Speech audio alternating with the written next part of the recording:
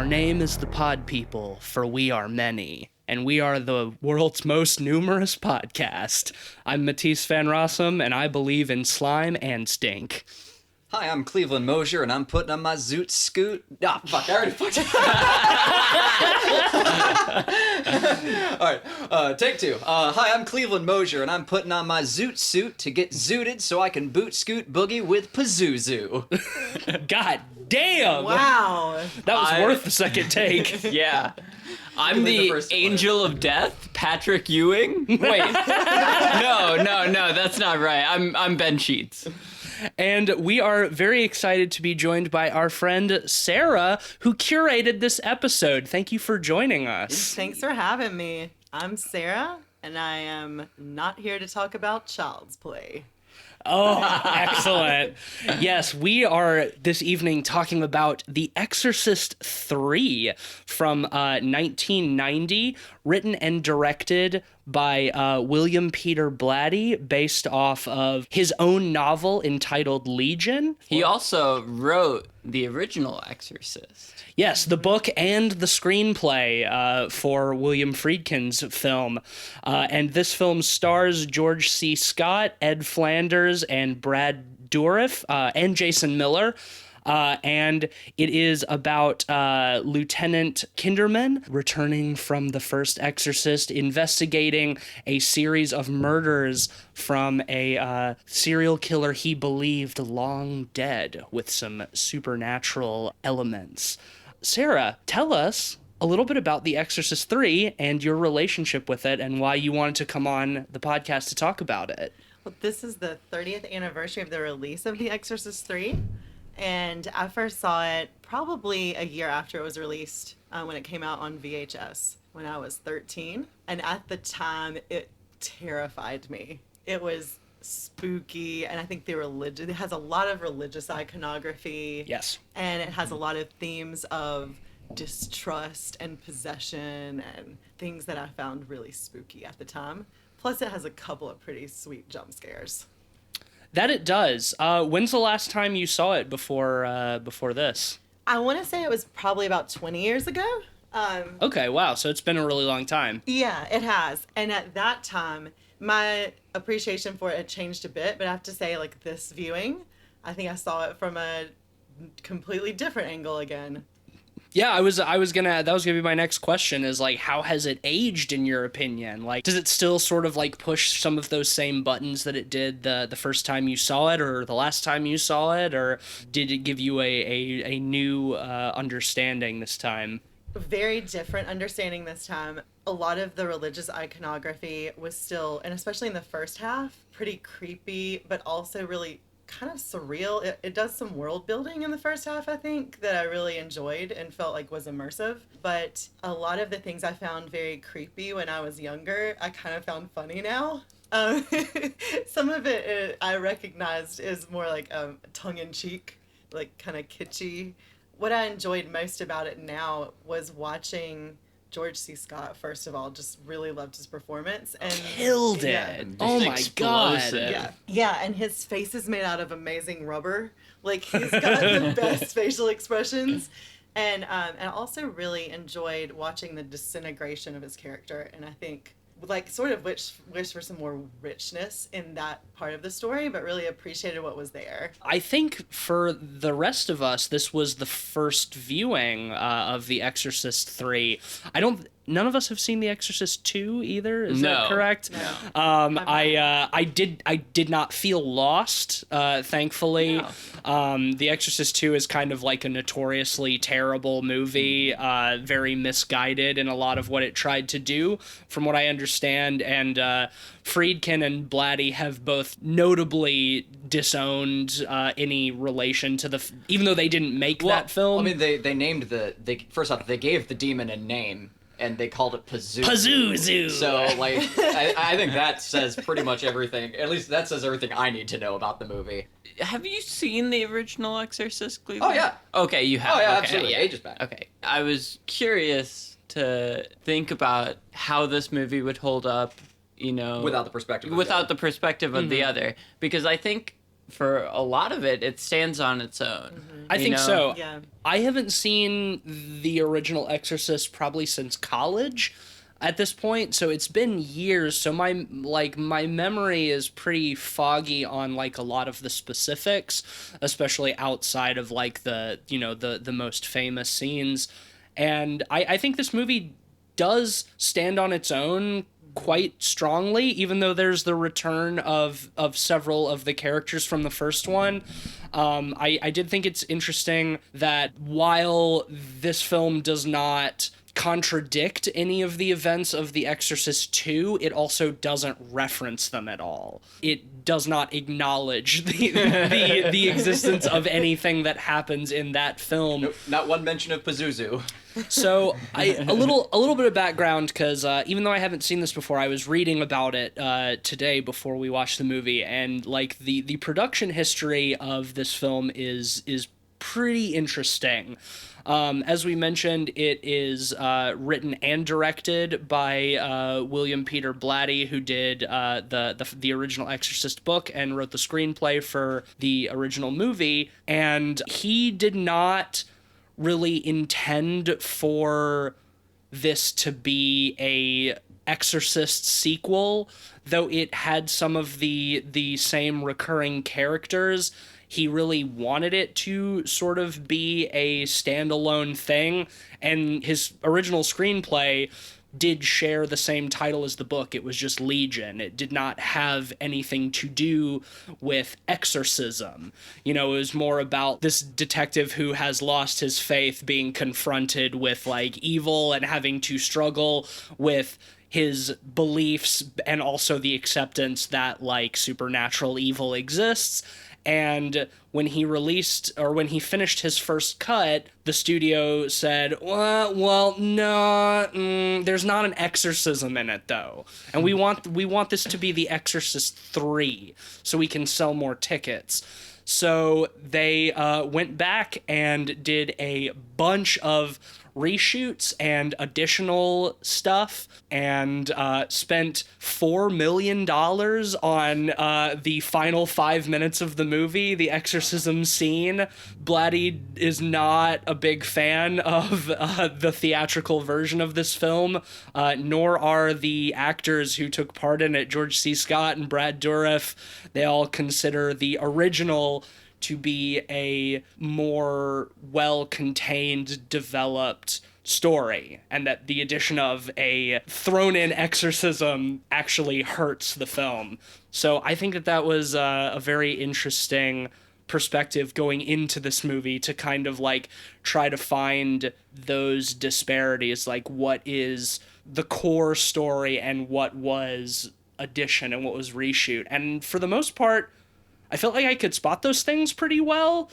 There's some things that like stand out from the movie in kind of like a tonally disparate way. What do y'all think? My thoughts particularly on the, final exorcism scene, I'll save until we, really get into that. But I think tonally, like, the movie is pretty consistent up to that, final 30 or so minutes, where it really goes places and takes a left turn. But that being said, I like the left turn it takes. I think that stuff is fun. This is going to sound like a complaint, and it is not. If anything, it's something I loved about it. But the first portion of the film, I think, would have worked if you had just removed the actual shots and just utilized it as a radio drama. It's so dialogue heavy. And now when I say worked, I mean it would still function. Like, you would still be able to track everything that's going on, because everything is built around the dialogue. The majority of the time, the shots, what we are seeing, has little to do with the information we're being given. It's largely just like religious iconography and imagery. But that said, it is gorgeous iconography and imagery, and it enhances what we're hearing. It has a novelist's fingerprints all over it. Yes. Understandably. Yes. I think especially the very long extended scenes of Brad Dourif, doing His monologues. His monologues. Yeah. Fantastic. If they had been delivered by a lesser actor, it would have felt so exposition heavy. But because he's so compelling, like it's great. I was hooked the whole time and just like really feeding in on his story. Yeah, I mean, like Brad Dourif just continues to be one of my favorite horror character actors. I think that he is just like such a powerhouse, and especially when you get him and George C. Scott in this movie, it's like I was absolutely blown away by the character drama in this and just like how incredible these actors are. Yeah, I absolutely love George C. Scott's performance in this. The explosiveness of when he will just scream at people. It's just it's so perfect. And well, he's in emotional turmoil through most of the movie, Like he's investigating these murders that appear to be committed by a killer that went to the electric chair, and then like people that he knows and loves are the victims of this, and it's like his frustration in how little this makes sense, like from a detective's perspective, to really try to find the logic in these crimes, and then he just can't do it, and like he's just so frayed and worn. And I think that he does, like George C. Scott does such a fantastic job of portraying that. Like there's just like so much nuance, and how he's able to like very rapidly go through different emotions. A great example is when he's in like the hospital administrator's office, and he's like arguing with like the head of the hospital, and within the span of a few seconds he goes from screaming to crying to then completely calm and collected to then enraged, just boom boom boom boom, and he pulls it off so masterfully. It's like trying to juggle that many emotions at once is not easy at all. That's one of my favorite scenes. I love that scene. It's so good. Yeah. I love his like gravelly voice too. Like he's just, it sounds so like tired and angry. I love it. Like he just knocked it out of the park. And the way that he's like barely holding it together, so he'll be speaking relatively calmly, trying to like follow a logical process, and then he'll just explode. Right. Yeah. He just like all of a sudden will reach the end of his fuse and just boom, and then pull it all together again. Yeah, like that's so much of the movie. And what I love too is like, especially in the beginning, he has a kind of like quality to his performance that reminds me of almost like an old like film noir detective, like a Humphrey Bogart kind of character. Like the way he delivers his dialogue and kind of this up and down that he does. Like one of the lines that I made note of at the beginning that I just love so much is like his friend Father Dyer tells him, like, okay, well, you should go home. He's like, I can't go home. I'm a cop. Yeah, he's so larger than life. Yeah. Like how he flashes his badge at the movies to get in. He's right. Like, official business. Yes. His banter with the priest in the first like 20 to 30 minutes is so film noir too. Yes. Like it's just rapid fire back and forth, just snarky as hell between the two of them.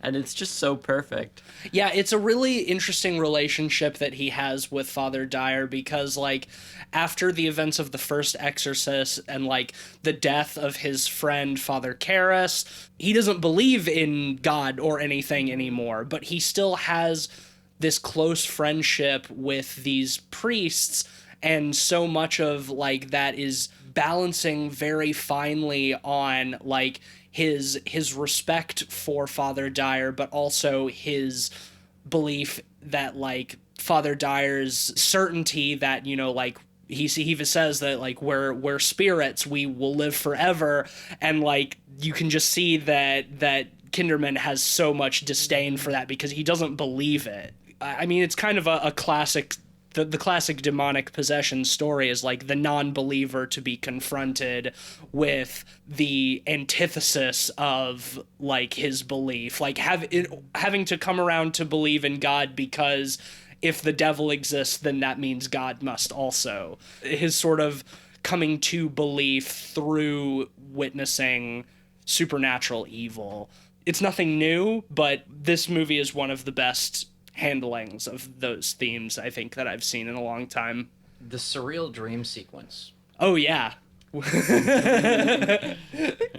talking about like setting an interesting tone, because little happens, I think, like in the first 30 or so minutes of it's the film. slow, yeah. It's that slow. is like super, like immediately like read as supernatural or strange. Right up until that dream sequence, I was even wondering if we were going to see much supernatural stuff in the film, which is cool that they can take The Exorcist, that world that they've built from the previous films, and set me up to still believe that they're like, oh, maybe like that's the route this film is going, like maybe a little bit more uncertainty.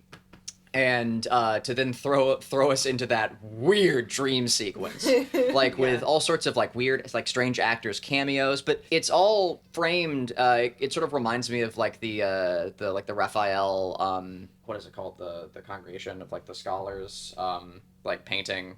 I know the name of it, and I'm. Well, you're the only one. Yeah, this is a reference that nobody else understands. The way it's shot is just spectacular. It really does feel like an old fresco.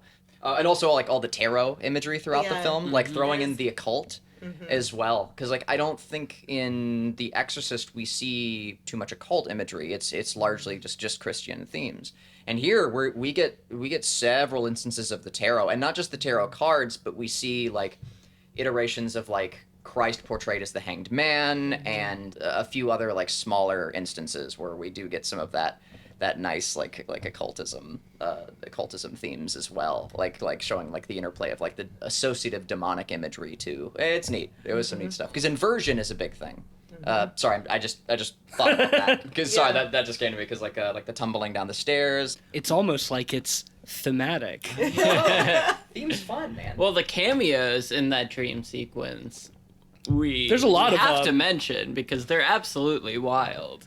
Yes, we have Fabio as an angel, and I think he's standing next to Peter Ewing, or is Peter Ewing? No, Peter Ewing is the angel of death who's putting out the tarot cards. Oh yes, yes. Basketball legend, superstar, Hall of Famer, Patrick Ewing. Yeah. With the big black wings. And Sam Jackson is in that scene as well, but his voice is dubbed over, so you would, for the one line he has, like, you would miss it if you're not looking for it.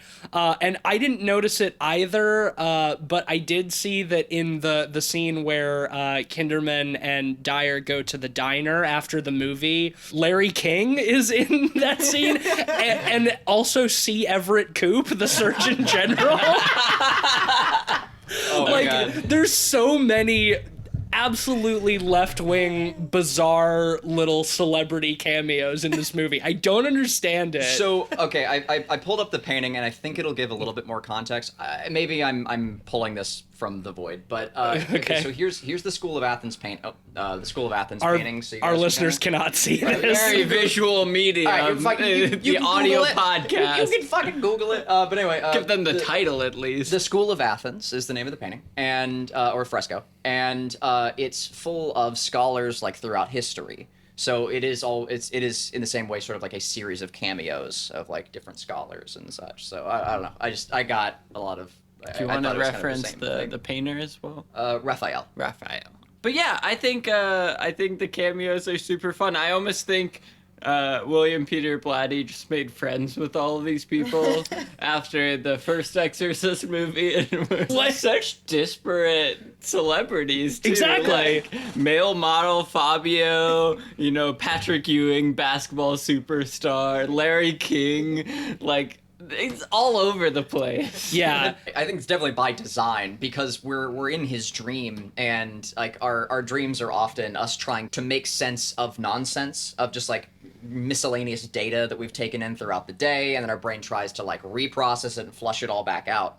So we're just getting like whatever like tidbits of pop culture that he's like taken in at some point as his brain is just like trying to flush it all back through. And at the very end, we're getting like actual nuggets of like important information at the end, like tied together. Maybe he saw Fabio in that Women's World daily. Oh,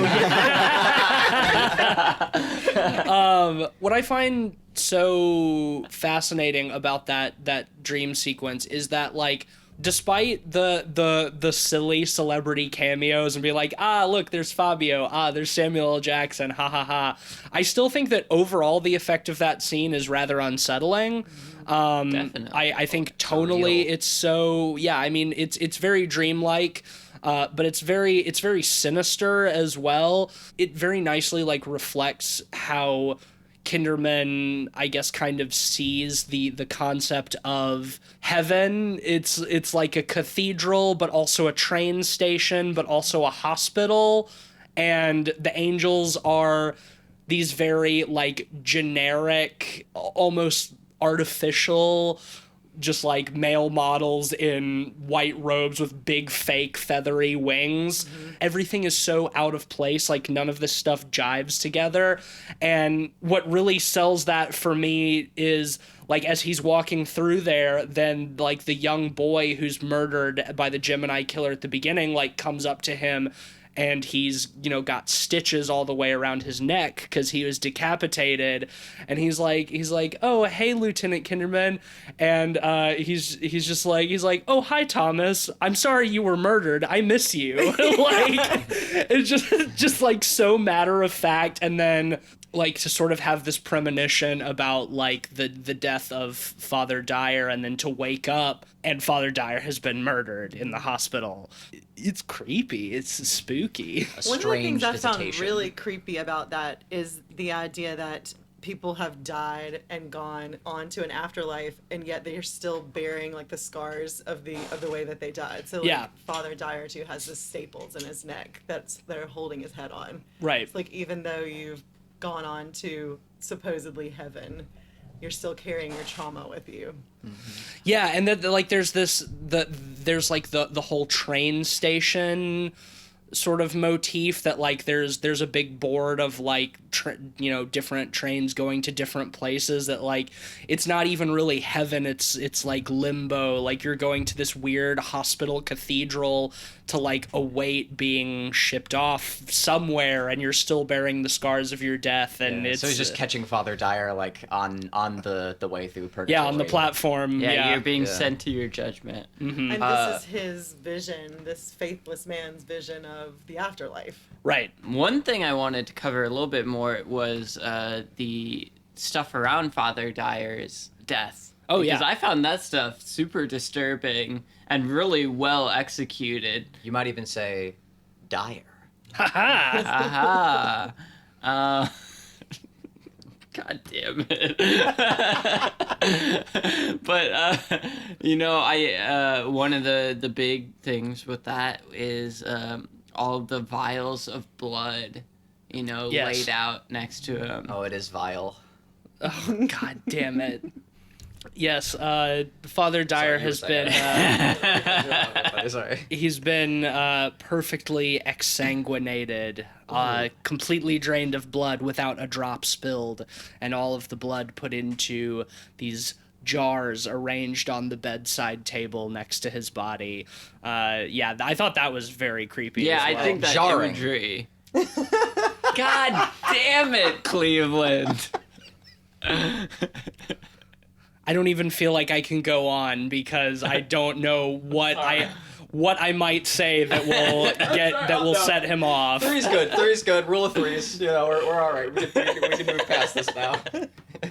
The jars are very creepy though, because it's like all of his blood just sitting there. Yeah. And conceptually, like, without leaving any drops, and his body just being sucked of all of the life out of him. One of the things I think is very successful about this movie is that we don't actually see any of the murders. It's always the aftermath. In terms of like being gory or violent. It's not really. The horror is so much more like atmospheric and Tangential. and dread based. It's like we see sometimes the events leading up to a murder and the aftermath, but we never see the actual murder.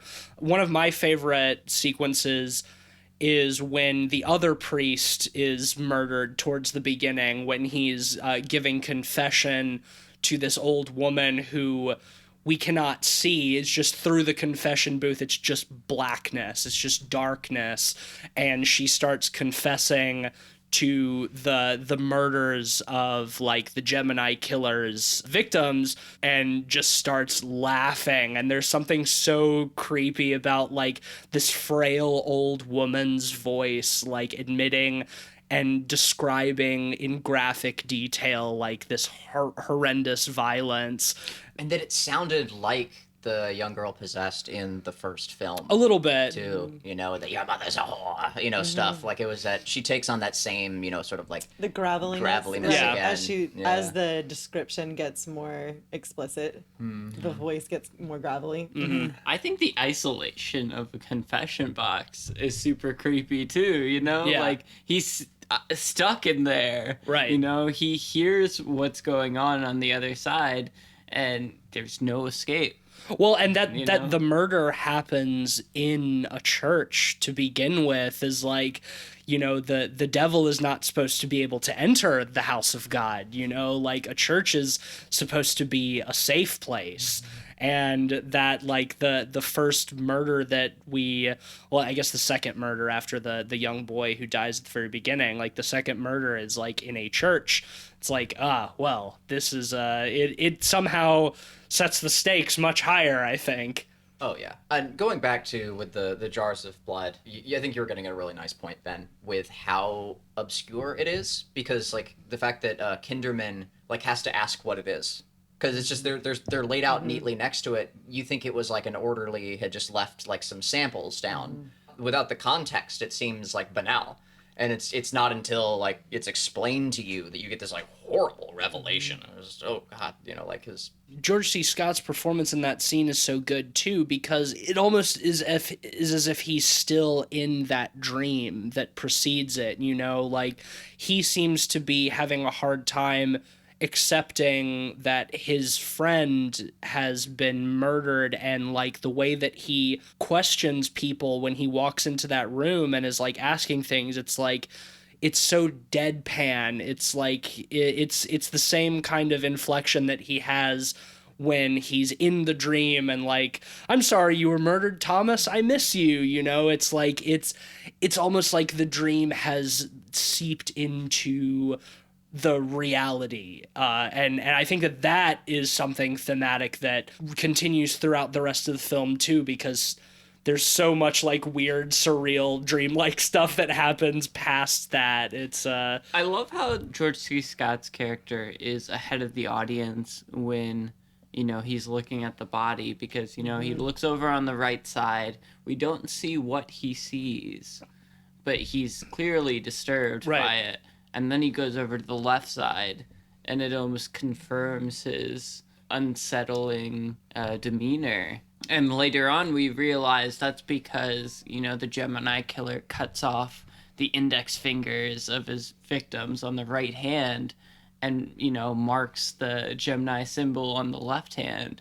And the boldness to show that visually before before the audience it's the inverse knows of what's irony. what's going on is really a cool thing to do. Yeah, I'd like it'd be cool to rewatch that scene with that context, like with that information.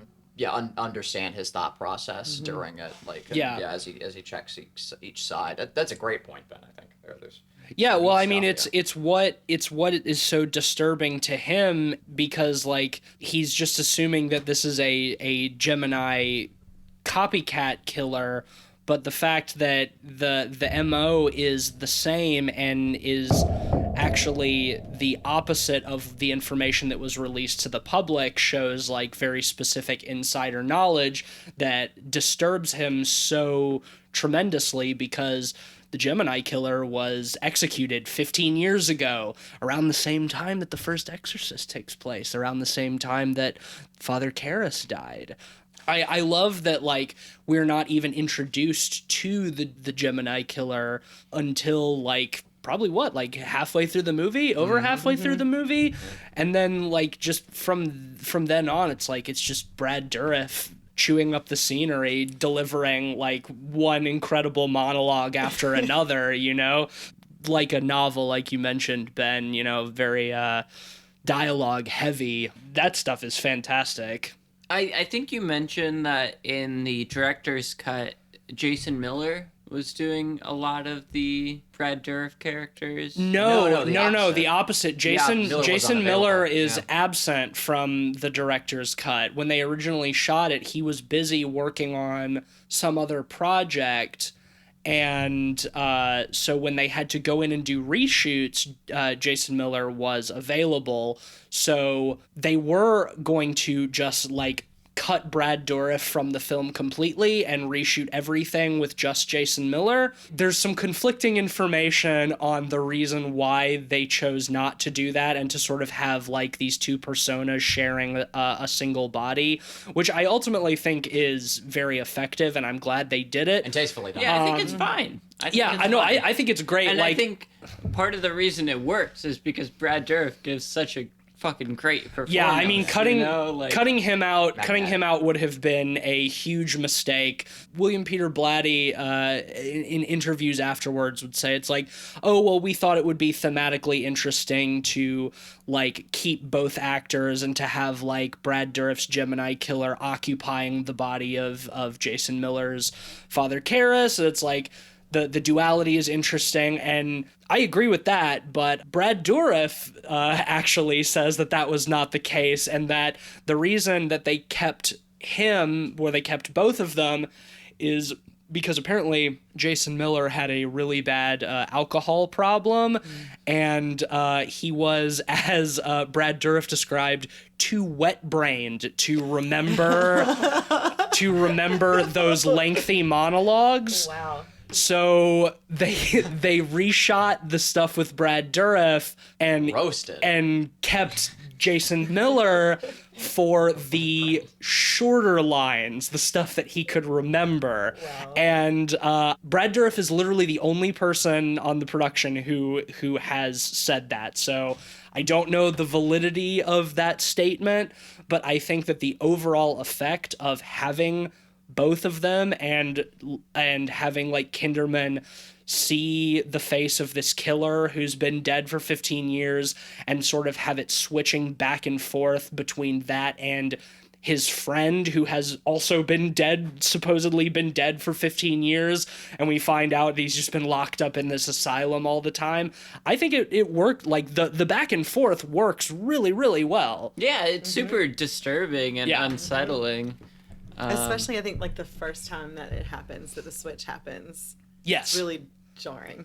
I think before Kinderman can see the Gemini. Yeah, I think so think too. he He sees doesn't, them in because that he doesn't react to it. Yeah. And I like that it's filmed in such a way that, like, the film doesn't seem to be reacting to it either. It's just all of a sudden it's no longer Jason Miller and it's just Brad Dourif now. And I like how jarring that transition is, and that the film doesn't try to immediately justify it. Wouldn't it have been great, though, if they'd used, like, a 90s morphing effect? Oh, yeah. Well, apparently in the final exorcism scene, when they originally shot it, they did do that. No! They did have Brad Dourif's face shifting back to Jason Miller's and back and forth. And apparently that Just sort of like the head spinning thing where then, like, it's one head. There's so many ways to do it. There's so many great ways. Apparently So tasteful. that made it into a theatrical trailer for the film. I haven't seen it, but you can see that face morphing effect in one of the trailers for the movie. Well, thank God. But in the cut, they said said they thought it looked too bad, and so they cut it out completely. Very smart. Well, I think another reason that like the duality and like the shifting characters works is because, I mean, the original title of this film and the novel it's based off of is Legion, of course referencing the biblical story of Jesus exorcising a man who is possessed by a demon, and when he asks the demon's name, says, "We are legion, for we are many."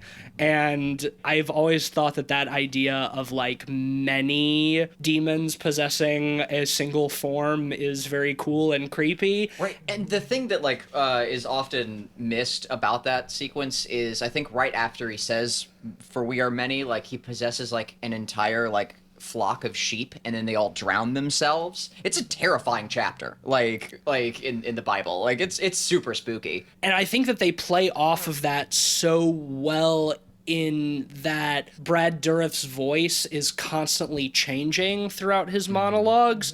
And some of that is obviously like audio effects, but also some of it is like Brad Dourif switching voices on the fly, which, similarly to like what I mentioned about George C. Scott's performance earlier, very impressive and hard to do convincingly. And there are a couple of times where he does it and you can tell that it's just him, and Right. it is really difficult to reconcile the voice that you're hearing with the one you just heard.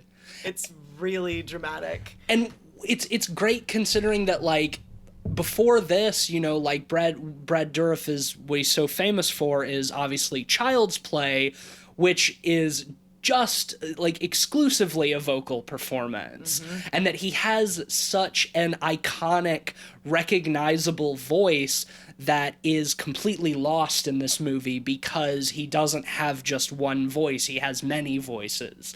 I did love the little Child's Play Easter egg. Yes. When he is asked like, how are you getting out of the cell to like murder people, and he says, "Child's Play." Like that's such a good little nod to those movies. Buddy doll. Yeah, exactly. Yeah, the buddy doll, and it also cuts from that to like a little red-haired boy. So I think it's like That's so true. it's like, oh well, yeah, here's Chucky. I love while we're on characterization too. I thought that the characterization of Father Dyer was amazing. They did such a good job of like getting me to like him in a reasonably small amount of screen time. I always find that impressive. Before they kill someone off. Like he references Spaceballs at one point. Like, you know, he says like, "May the Schwartz be with you," with someone, which is delightful. He's reading like a what was the Women's Wear Daily. Yeah, I think. Women's Wear Daily. When Kinderman comes to visit him in the hospital. He's hanging out with this this grizzly like lieutenant, like noir detective figure, but he's the one who's smoking and is like, "They'll kill you," and he's like, "Yeah, but quietly," you know. It's like for a priest, that's like such a badass thing to say. And Talking about the kids with their lemon drops, he calls them those little creeps. those little creeps. Yeah. like you're just like, "Oh man, I wish he was like my priest." I hate taking confession from these little creeps. Yeah. Yeah, like just such a wonderful, compelling character, and yeah, I always love like the kind of edgy priest character that's always one that's after my heart. The cool priest. Yeah, The kind of priest that you can rap with. That's you right. know? Well, it's something you mentioned about, I wasn't familiar with the rest of that part of the biblical story, talking about him possessing like the sheep, and then the way that the character is possessing other people as well. So that seems like almost like a continuation. Yeah, there's lambs to slaughter. It seems like he's not actually like leaving the cell to commit the murders. He's possessing the other patients in the psych ward, the other catatonic patients, as he says through a nurse at the end. The catatonic are so easy to possess. So yeah, it's like casting that will out and just like latching on to vulnerable people and like committing very gruesome murders through them. It's handled super well. I found it, and it's so "My name is Legion," he replied, "for we are many," and he begged Jesus again and again not to send them out of the area. A large herd of pigs was feeding on the nearby hillside. The demons begged Jesus, "Send us among the pigs, allow us to go into them." He gave them permission, and the impure spirits came out and went into the pigs. The herd, about 2,000 in number, rushed down the steep bank into the lake and were drowned. That's fucking metal. The Bible is fucking metal, man. Like there's some crazy stuff. Yeah. So that's how the rest of that verse goes. That chapter goes. Can we unpack that nurse scene a little bit more? Because I feel like that's one of the scenes where it takes a radical shift in tone, but I still love it. I think it is super fun. You're talking about when the demon sends the nurse or the patient disguised as the nurse to go kill Kinderman's daughter. Yes, that's a very interesting scene. The only one I would describe as like hokey. Well, that and the Exorcist right after. That's like anime. Yeah, like okay, I have points on that too. But that's the thing. Like I think this movie radically shifts tone from that point to the end, and I think in the director's cut it avoids some of that. There's still some of the weird catatonic. It's that scene stuff, but that scene plays out pretty much the same in both versions, but I think that like the surrounding context of each version sort of like changes how it works. It definitely is a little bit hokey, particularly that one specific shot when she pulls out like the big like bone cutting shears or whatever and tries to snip off Kinderman's daughter's head. Julie's head, yeah. And there's that very like quick sped up shot of the grandma like grabbing Julie by the hair and pulling her neck out of the blades as they snap shut. That shot is so weird. If more shots, if it had been like that, if there had been some lead up and it was more like concrete in the scene, I think it would have been unsettling and strange. But instead, it was just weird and kind of funny. But yeah, it's like they're like cartoon shears almost. And I love the shears. It's great. Like it is fun, but it's goofy. Yeah, we'll get back to the shears in one of my favorite scenes, the jump scare scene. Yeah. But the shears near the end in that scene, they are very strange because it almost feels stop motion in that like she's pulled, but it's a very controlled pull away from the shear. And I think the shot is sped up as well to make it more like kinetic. It's hard for me to like put my finger on what would have helped make that moment less weird. I think you might be right, Cleve, that maybe some more coverage would have helped. Some more lead in. Like if her like pulling the shears back and like there had been some of the other cutaways, had also been like slowed down and sped up, we would have ramped into that. Because it's like we get the shot of her pulling the shears like out of her bag under the table, but then it goes like directly to like the grandma like grabbing her hair and pulling it, and then the shears are already like around her neck. It's like it goes from under the table to like around her neck in just like the span of a couple of cuts, and it feels a cut. Yeah. Cut, snip, snip. Yeah, well, I mean, I think it tonally doesn't fit super well, but I feel like it catches you off guard in such a way that I think it works at the same time. I enjoy it. I laugh. I thought it was fun. It's a fun scene. The thing that has me very confused about it is that looking at the director's cut, this was the climax in the director's cut. In that respect, I'm quite glad we get a little bit more content, because I just don't feel like there was enough in that scene. And I know that probably makes me sound like the producers who, were pushing back a little bit, but in that respect, I think they might have been a little right. I love the exorcism scene, and I think we should wait to talk on that until we can put the end. Mm-hmm. But I think that scene is great. Tonally, it doesn't fit the rest of the movie super well, but I don't mind that.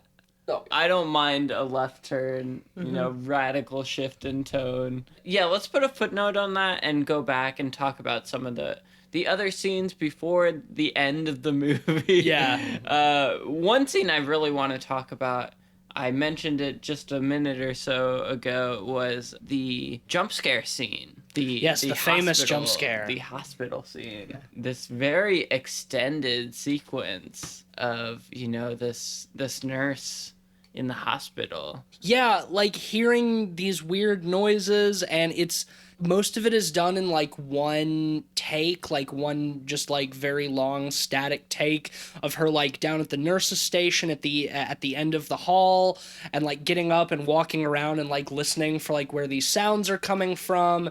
And she goes into a patient's room and there's a fake out jump scare there where like a patient like wakes up suddenly and startles her. And then it goes back to that same static shot. Peering down the hall. And her going back to the station, the nurse's station, and like the security guard coming back, and then another security guard coming in and like changing shifts. And it's just like very slow, but it's silent and tense, and you have no idea what to expect.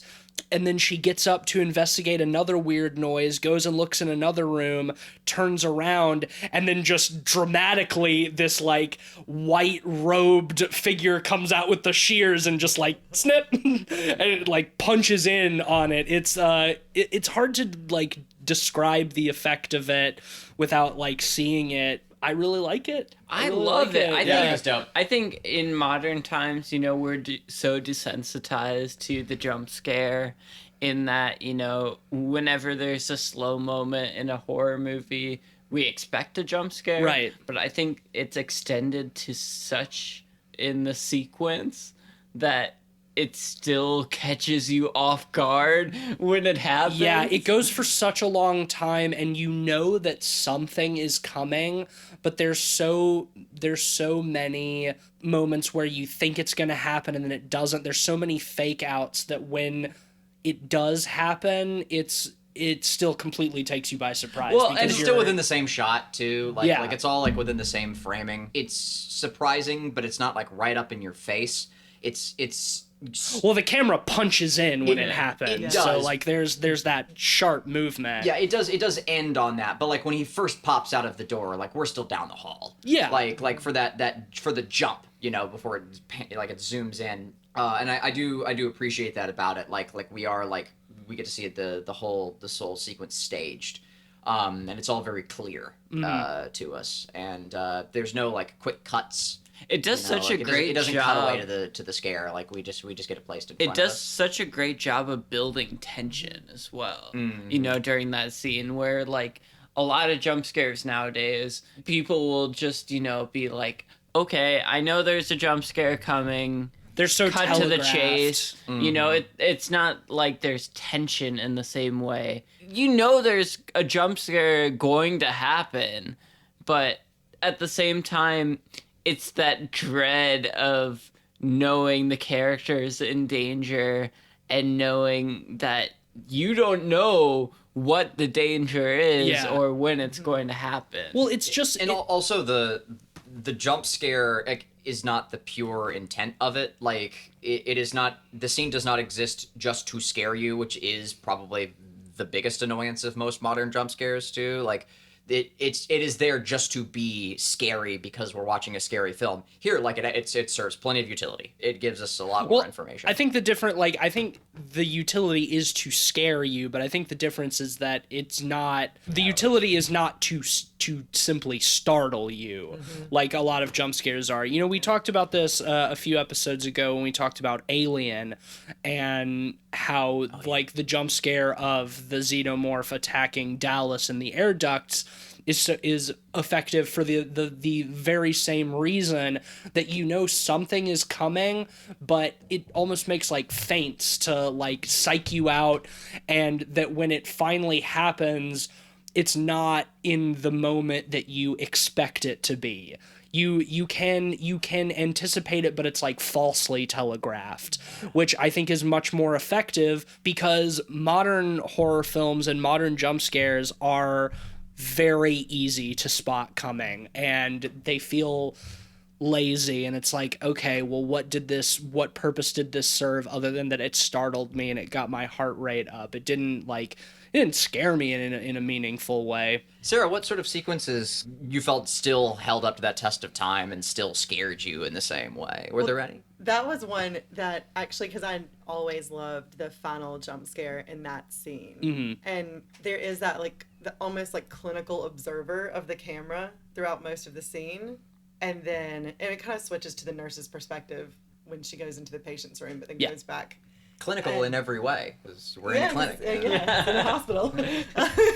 So this time, knowing that was coming, actually I did get startled more by the original one when the patient pops up. Oh, yeah. Because I had forgotten that part. So I was waiting for this jump scare.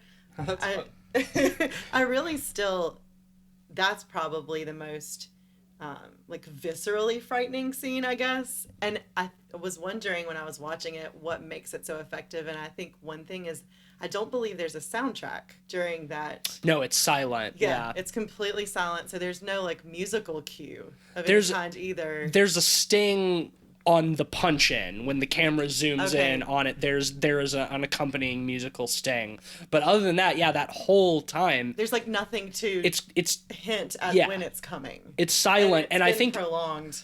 I think if anything, that silence is kind of what telegraphs that something is coming, but just the building anticipation of it, how long it makes you sit there waiting for something to happen. That's what so effectively really builds that sense of dread. I think you hit the nail on the head with the silence. Yeah. There's a lot of cool plays with sound design in this film. One of my favorite little nods, and it might be a little heavy-handed, but I kind of liked it for that, was when Kinderman is in the church, and he's hearing all the strange noises, and the lights are flickering. Mm-hmm. We hear some of that classic Exorcist demonic whispering, and I think at some point it starts by whispering Espiritus Sanctus, and then it becomes Espiritus Satan, which is neat. And that was kind of a fun little play. That is creepy. That corruption of the holy. Really, that's a really creepy scene too. Mm-hmm. Did y'all notice the Joker statue in that scene? That was really weird. Totally random. I loved it. Completely out of nowhere. I didn't understand that at never all. Followed up on. Well, we see several times where I think it comes to play with that idea of the demon embodying a corpse, that Karis is essentially a puppet for this demon, right? Yeah. And what does the Gemini killer do when he kills people? He cuts their heads off and replaces them with a statue, right? In the opening sequence, right before we get the title, there's the wind blowing into the church, and we see the statue of Christ open its eyes. Yeah. Right? We're constantly being reminded of statues, of simulacrums of iconography, of puppets, of dolls. And even the voice of the Gemini killer is Chucky, which I kind of love, even adds on to that. Yeah. And so I think that's what they were going with that. The statues are being changed in this church as well to become demonic figures, in the same way that it's inhabiting people, it's inhabiting the imagery as well. I'm fine with that in Practice. concept. In concept, it's the choice to make the statue the Joker, which I found particularly bizarre, because it just is the Joker. It's a statue of a priest with the Joker's head, and it's holding a knife, and I didn't know why. I think that your reading of that is good, and I'm down with it. There is a lot of that repeated imagery of statues and stuff, but why the Joker? Well, I think it's why Batman? A deck of cards Joker is the idea, but no, it's the Joker. Batman Joker though. Yeah. It's the Batman it's Joker. the Jack Nicholson one. Too. Yeah. It's That's an interesting question. There is an element of this chaotic mischief to the Gemini killer. Absolutely. So I can see some parallels there, but I hadn't thought about them until it is totally random. It's weird, yeah. I mean, sure, the Gemini killer is basically the Joker. Why not? But no, it's just.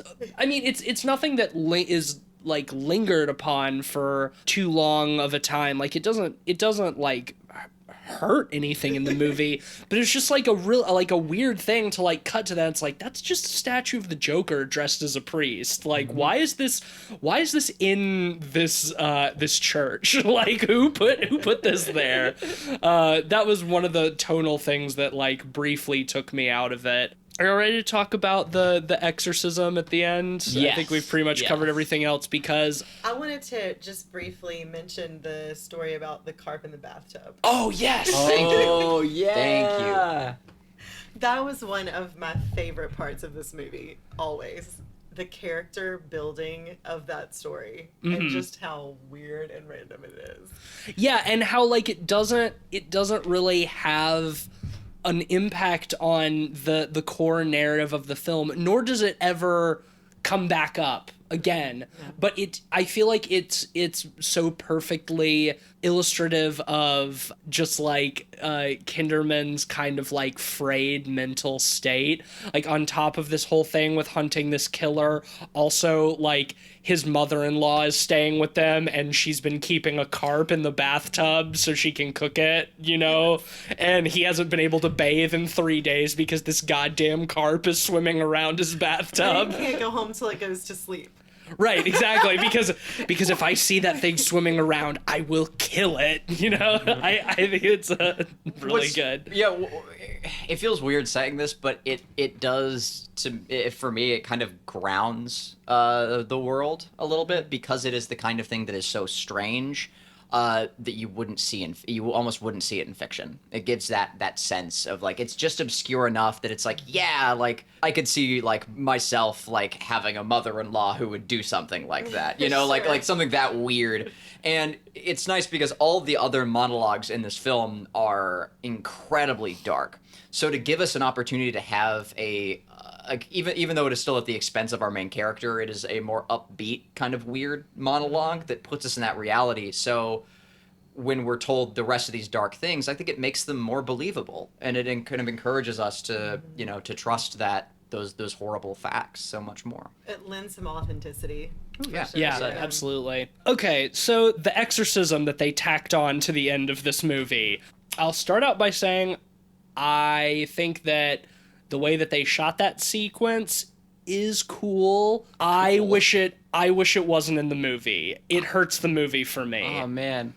I love it. Same. I actually really love it. It's such a departure from the rest of the film that tonally it doesn't mesh with the rest of the film. At all. But I don't mind that. I don't mind it taking a drastic left turn. It almost feels like a cathartic release for the film, where it, like, the whole rest of the film is so subdued and atmospheric that having that release of, you know, incredible in-your-face directness is kind of welcome, in my opinion. See, I disagree, because I think that it's so clumsily set up that it deflates the weight of the character drama that has been building up to this point. This kind of mental and spiritual battle between Kinderman and this demon, the Gemini killer. We found the director's cut and we watched the original ending, and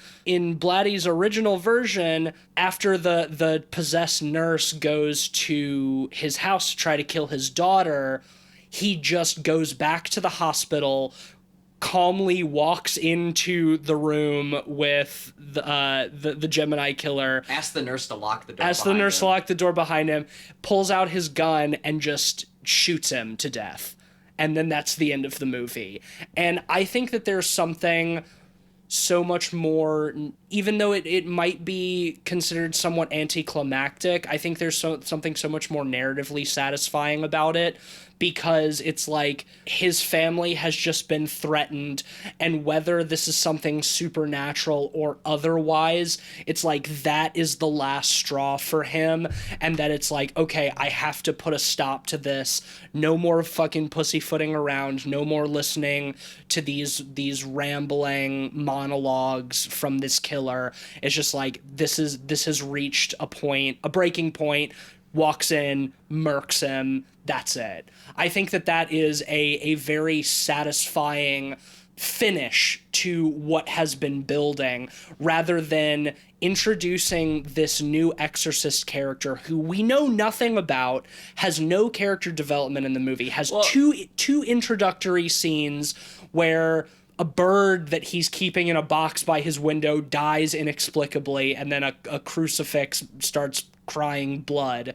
And then there's a scene of him praying in a church. He has no interaction with any of the other characters in this movie. And then after the nurse sequence at Kinderman's house, it just smash cuts to this priest.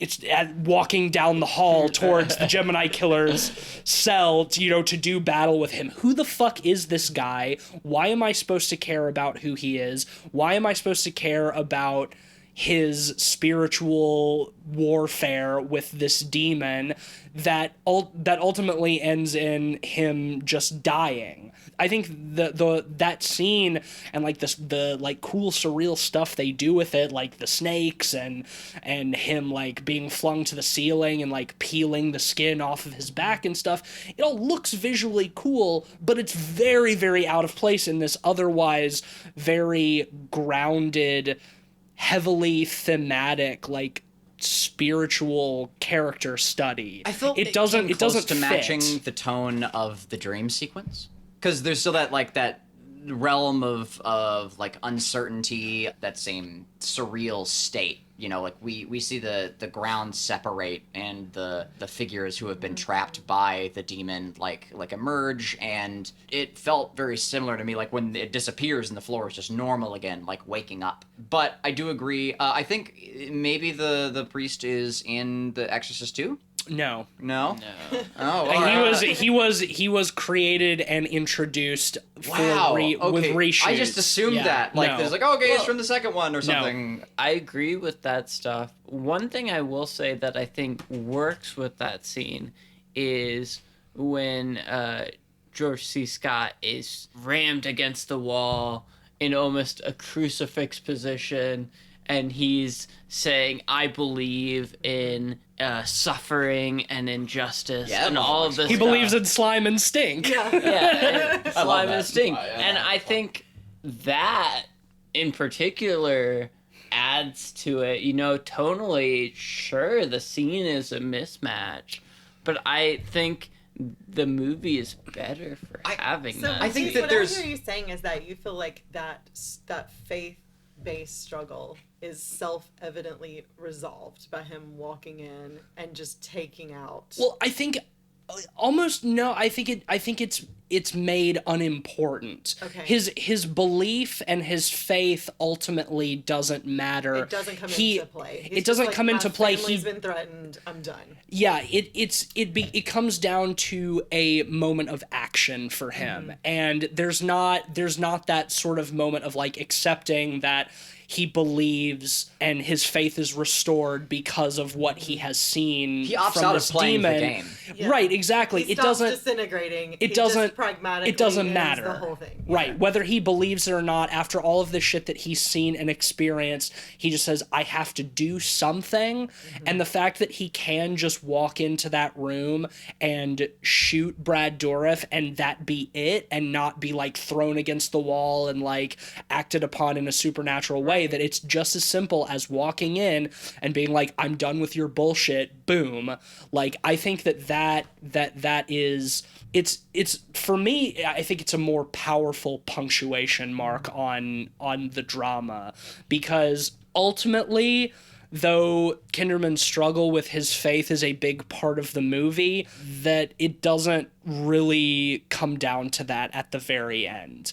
And I appreciate how kind of like simple it is. And it makes sense for his character too. Like, after how much he's been through and how emotionally damaged he is, it's just like, this is, it's beyond the pale. Fuck it. I'm gonna go kill him, and that's gonna be that.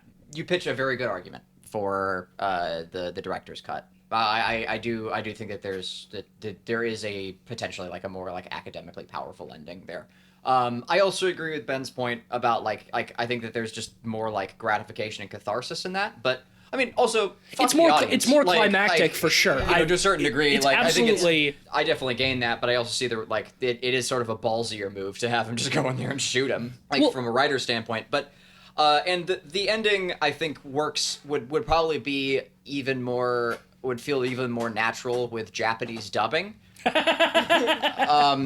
there are a few moments where like it like quickly cuts the demon's eyes, like, and it's like super close up, and like they go wide and it goes red, and I could just already hear like "Nani?" like kind of stuff. Like I was just like serpent yellow with red veins. Yeah. Like Fist of the North Star, like sort of stuff. I was just like, whoa, like what's going on here?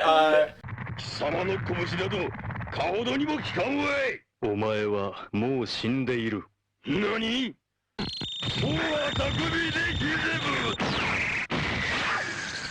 But I love that kind of thing, so that was I normally wouldn't mind it, but it is quite out there. I wonder if there is room for like just a little middle ground between the two, like if we could get the monologue about the slime monologue and then have him shoot him, and just a little less of the crazy stuff that could have been. Well, see, here's my thing too. I think that it almost does the idea of exorcism a disservice to shoehorn it into the last 5 minutes of a film anyway, because if you look at Friedkin's original Exorcist, and if you look at like actual historic records of real life exorcisms, just the act, whether you believe in, spiritual warfare or not, an exorcism is a marathon, not a sprint.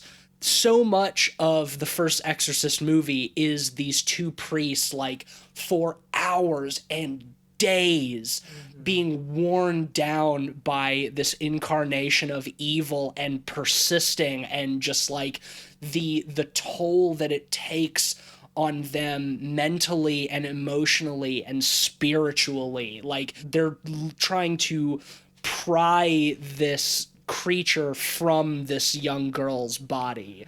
And I think that, like, that is much more impactful when you give it the necessary time.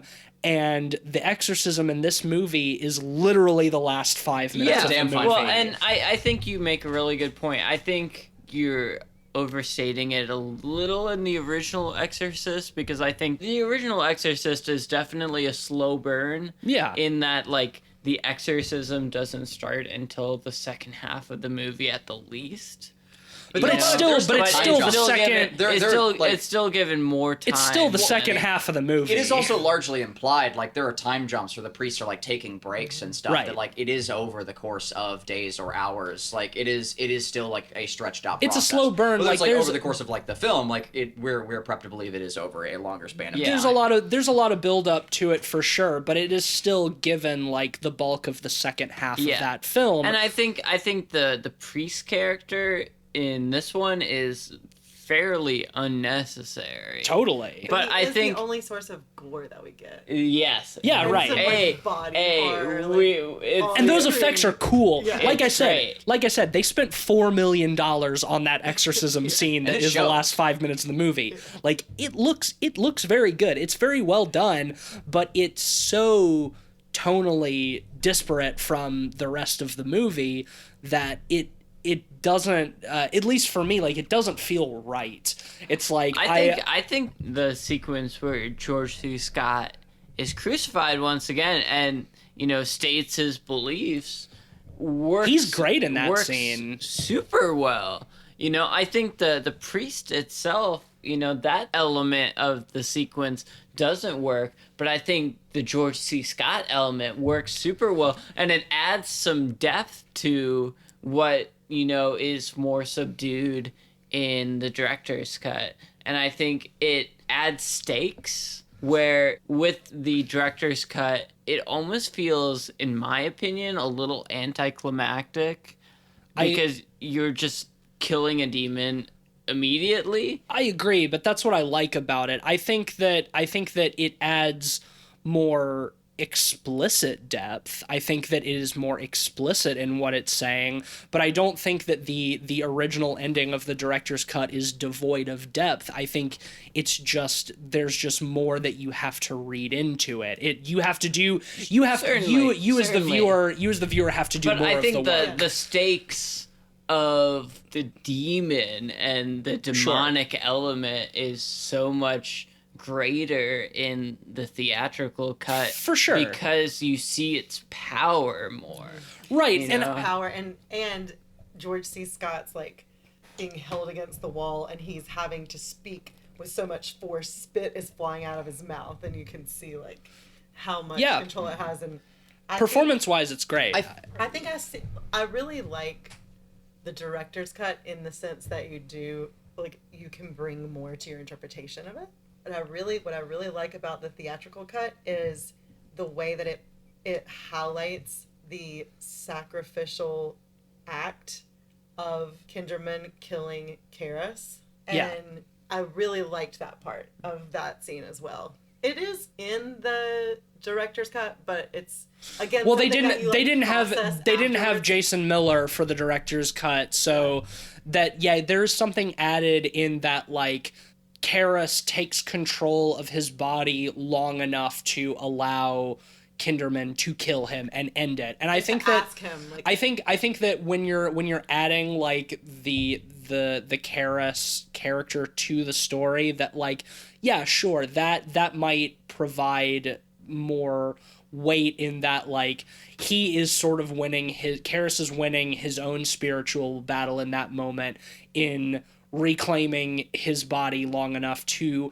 make the same sacrifice that he makes at the end of the first Exorcist, like the sacrifice of his own life to get rid of the demon. I think there's for sure something to be said for that.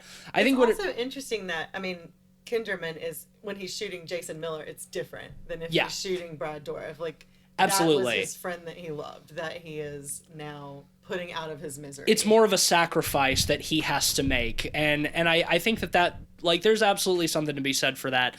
I think for me, what it really comes down to is that I don't think that when William Peter Blatty set out to make this film, he obviously was not trying to make another Exorcist film. Right. It's the studio that demanded that he make an Exorcist film. He didn't want to call this The Exorcist. No, he wanted to call it Legion. Yeah. And just because there are some of the same characters, like in his novel and the original cut, there is no exorcism. Mm-hmm. So it is not an exorcist, story. And I think that there's just a tonal disparity in what the artist's intention was and what he was going for and what he was forced to do because of the studio.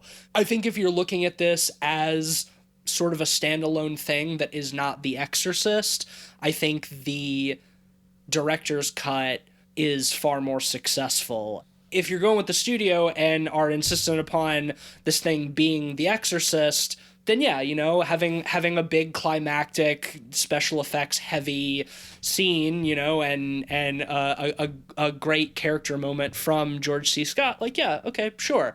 I think it's just like, what do you want out of this movie? And for me, I found myself wanting more of the original vision because there's so much of that present in this film, and that's the stuff that I find compelling. The most compelling, the character drama, the slow burn, the dread, stuff like that. That's what like really I found gripping, and it's like all of the exorcism stuff is incidental, I think.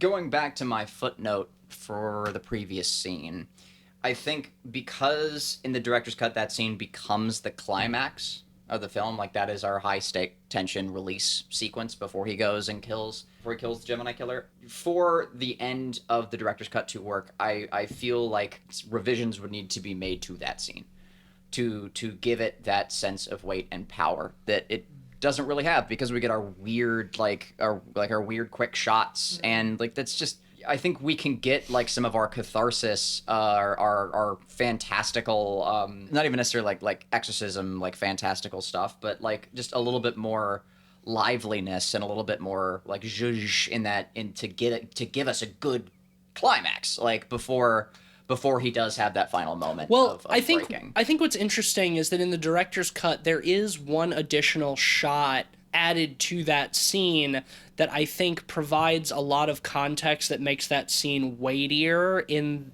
actually, like, as a climax in the director's cut, because in, after pulling his the daughter away from the shears, like, the possessed nurse tries to, like, strangle Kinderman to death, and in the theatrical cut she just kind of stops and, like, falls over to the floor, and it's like we don't really understand why. And she makes some growly demon noises. Right, and Well, it immediately cuts to the exorcism. Yeah.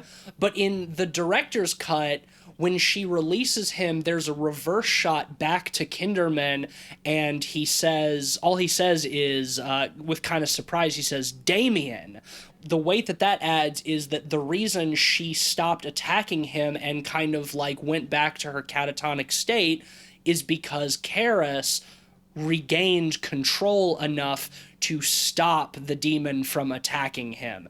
That Karis in that moment saved Kinderman and allows Kinderman to go back and shoot him. I think even just that one shot does provide more context. I mean, like I said, the director's cut is kind of anticlimactic in the Yes. ending. I kind of like that, but I understand why. I think wouldn't. it does a good job of maintaining tonal continuity. Mm-hmm. But as someone who respects wild tonal left turns, I gotta respect the wild tonal left I mean, turn I of don't this movie. I don't disrespect wild tonal left turns, but it depends on the movie that it's in, and a left turn like that can be to the film's detriment. Make or break. When what it's doing before that is so effective. Well, I think it's done well enough that it's not bad, even if it's tonally inconsistent and, arguably It's a not bit bad, but campy. it's hokey in ways that the but- rest of the film It is is not. campy. Yeah, I was yeah, looking for that word yeah. earlier and I couldn't. I don't mind it. I don't mind it because I think the movie is so subdued up to that point that, like, having a bit of camp is welcome. The reason it works is because of George C. Scott's performance. You can disregard the add-on priest. I can't though. Yeah. That's such an enormous part of that scene. And, like, while George C. Scott's performance is incredible, the priest I don't think gives as good of a performance. In fact, I even made a note that I thought that he was, like, fucking channeling Emperor Palpatine in that scene where where he's reading Use your anger. yeah, he was doing that same kind of voice, like, while he's reading the exorcism, like, at the demon, and it's like, yeah, it's fucking campy and hokey as shit, and What about the part funny. where the book blows up and it looks like confetti? Yeah, right. All of these things I would enjoy in a different setting, but, like, when I've been so captivated by the story and the drama of this film and these characters' performances, like, when you want to throw that in the last 5 minutes, like, okay, it's a very bold fucking thing to do, but I think that the integrity of the story suffers for it. Not terribly. It is only the last 5 minutes of the film, but like, the movie's still good otherwise. But, I'm gonna go ahead and slap a rating on that. I like most of this movie a lot. I like most of this movie a whole lot. I'm going to give it a strong 4 out of 5. There's some just, like, really, really incredible performances, like, really nice slow burn, just, like, dread-filled tension. I think this is I would say probably underrated film. Yeah, I'm going to go a similar route. I'm going to put my score sort of between what film I'm scoring is sort of something between the director's cut and the release. Largely because I really enjoyed, like, our conversation there at the end and thinking about the concepts brought in of just having him walk in and shoot him. And I think that there's something like really like compelling about that. And there are some neat thematic concepts that we don't see very often in film expressed there. I'm going to give it a 4.5. I think that this movie was in very small ways potentially like a victim of like some studio interference, but like to still bring something out that powerful for it. And again, like I got a lot of gratification out of the wacky like final sequence. Anyway, it's still fun. But no, it does detract a little bit. But no, 4.5. I would be happy to watch this movie again. You know, like down the road, and it's near perfect. There's a lot of great stuff. Yeah, well, I'm gonna give it a 4 out of 5. I think this movie is such a slow burn to the point where I feel like it drags at a few times. While George C. Scott and Brad Dourif both give, amazing performances, I think it does drag a little bit, but I respect so much in the theatrical cut that the slow burn leads to a sort of powder keg, an explosive, cathartic finale that I respect the ballsiness to do something so campy and something that does not fit the tone of the rest of the movie, but I think works on its own because it's so drastically different. I think this is a great movie. I think this is a movie deserving of more attention than it gets. Sarah, your closing thoughts and rating. All right, yeah, I think I'm gonna rate just the theatrical cut, and I'm really intrigued to watch the director's cut at some point. I think in isolation, I'd really like to see it fresh. And I think my favorite things about this movie that I remembered were just the world building and the atmosphere. Yeah. And I really like some of the film technique, some of that like more clinical distance, sort of the camera as the audience kind of technique of the movie. But I also love the Ed Flanders and George C. Scott relationship, like that father-daughter Kinderman relationship and the character development. And I think I'm going to go with a 4 out of 5. All right. Well, that will give The Exorcist III an average of 4.1 out of 5 pods. Thank you, Sarah, for suggesting that we watch this. It's been on my list for a long time, and I'm really glad to finally get a chance to watch it, and I think this has been a really good discussion. So thank you for your excellent curation. Well, Indeed. Thanks for sharing it with me. Yeah, Absolutely. Cleve, let's do a word from our sponsor. Why don't we? Sir. All right. This week we have a nice sponsor for us. A nice relevant sponsor. You ever been tired of heads? Because I know I have been. Like, just fuck them, right? You don't need them. It's a lot of extra space. Sometimes you get migraines. I'm done with it, frankly. So we're bringing you this week Skizzle and Bop's Exorcisors.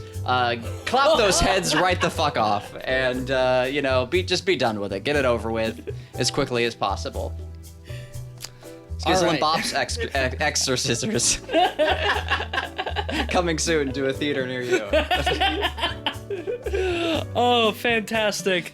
Next week, it is my pick, and it's another episode that we've already recorded. We're going to be talking about the 2014 mockumentary, What We Do in the Shadows.